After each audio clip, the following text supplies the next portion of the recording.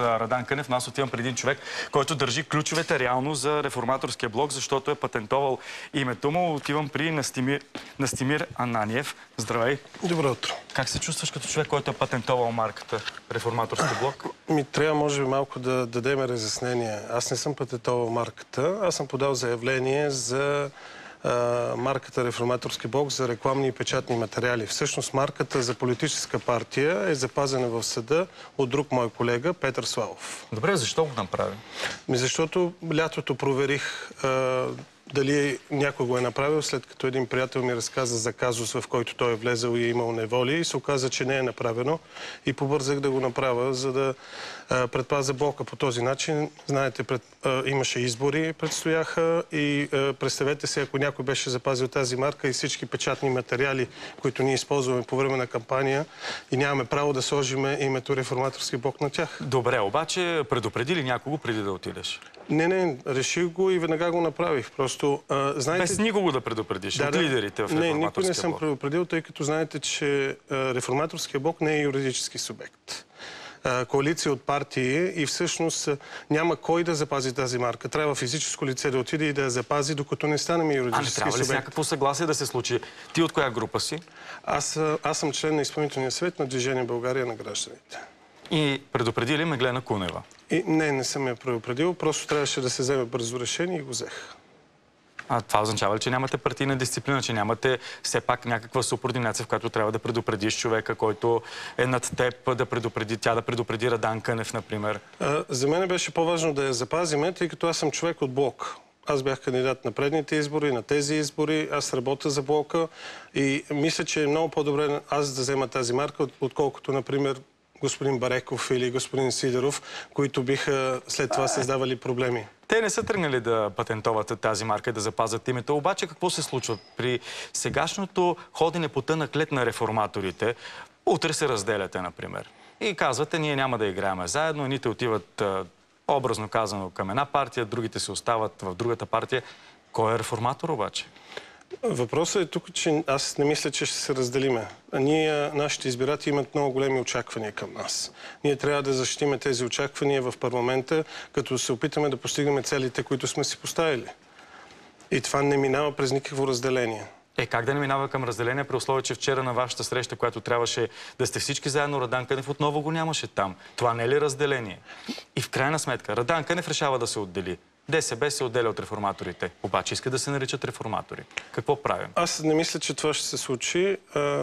Доколкото разбрах, господин Кънев вчера не е присъствал, тъй като е чакал позицията на нашия изпълнителен съвет. Ние имахме вчера изпълнителен съвет след лидерската среща и днес от 1 часа е назначен друг лидерски съвет, на който нашата позиция ще бъде представена на нашите коалиционни партньори и съм сигурен, че лидерския съвет ще излезе с единна позиция по всички казуси. Добре, обаче някой не ти ли казва, защо направи така? Госпожа Кунева не беше ли строга с теб?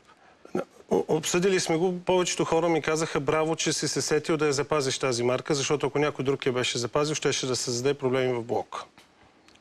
Никой нямала такава реална заплаха. Никой не е тръгнал да патентова тази марка. Какво каза госпожа Кунева интересно, между другото? Какво каза, когато разбра? Аз предполагам, че го разбрава сега около целия шум и не съм го обсъждал с нея.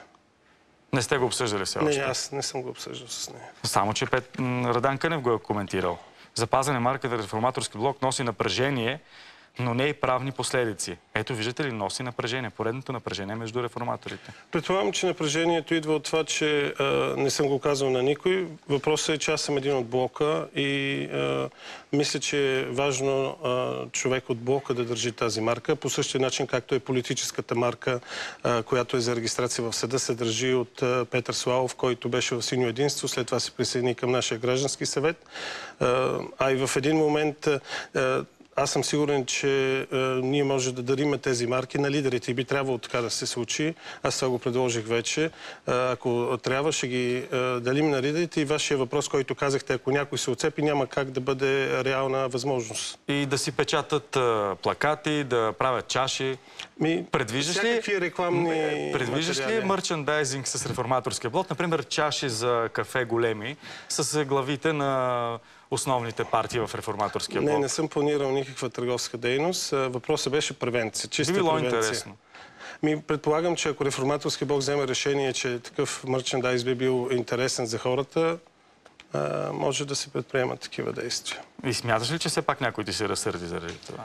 Предполагам, че някои хора може би са се разсърдили, че не са знаели за това нещо, но разбирам, че повечето са съгласни, че е хубаво някой от блока да държи тази марка, отколкото някой извън блока, който може да има лоши намерения. Това е поредното шумене около името ти. Казвам името ти, между другото, какво означава Настимир? Настимир не знам какво означава, но съм кръстен на баба ми Наста. Аха. Подкрепят ли все пак Бойко Борисов за премиер? Според мен трябва да се съобразиме с фактите. Ние взехме двоен резултат от европейските избори. Ако бяхме спечелили изборите, ние можехме да държиме и да кажем кой да е премиер. Ако мандатът дойде при нас, след като се завърти, ние може да кажем кой е премиер. Ако мандатът отиде в ГЕРБ, те ще кажат кой е премиер, но ние предпочитаме от Реформаторския блок да бъде консенсусна фигурна премиера. Вчера госпожа Кунева предложи, в ГЕРБ има много кадърни жени. Защо не да бъде номинирана жена премиер? Тя предложи, но реално застана зад сегашното предложение и това премиер да бъде Бойко Борисов. Не мисля, че е застанала зад предложението. Тя просто се съгласява с факта, че ГЕРБ са първа сила и на тях ще бъде връчен мандата от премиера и те ще трябва да решат кого да номинират. Настимир Ананиев предлага 2 билета за гласоподаватели от неговия избирателен район, като един от тях ще придружи кандидат-депутата в ложата на стадион Васил Левски, а другия билет ще бъде за сектор Б. Става въпрос за мача с Реал Мадрид и Лудогорец. С кого ходи на матч? Не е ли малко скандално да предлагаш билети срещу Не мисля, че е скандално. Политическа подкрепа? Ходих с Румен Димитров. На него се падна да бъде с мен. Гледахме матча. Знаете какъв е резултата. Мисля, че е много трудно за млади лица да пробият в медиите. А 70% от хората формират мнението си за кого да гласуват от медиите и трябва по някакъв начин младите хора да бъдат забелязани, младите лица. И ти си избрал този начин, така ли?